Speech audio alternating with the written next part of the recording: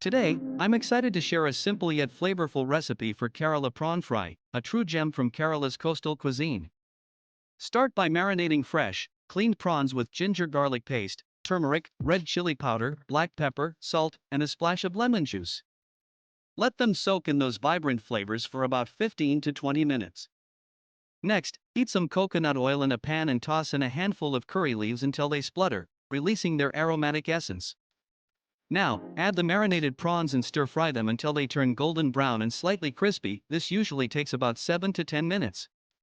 Once cooked, taste and adjust the seasoning as needed. Garnish with fresh curry leaves for that extra touch, and serve it hot.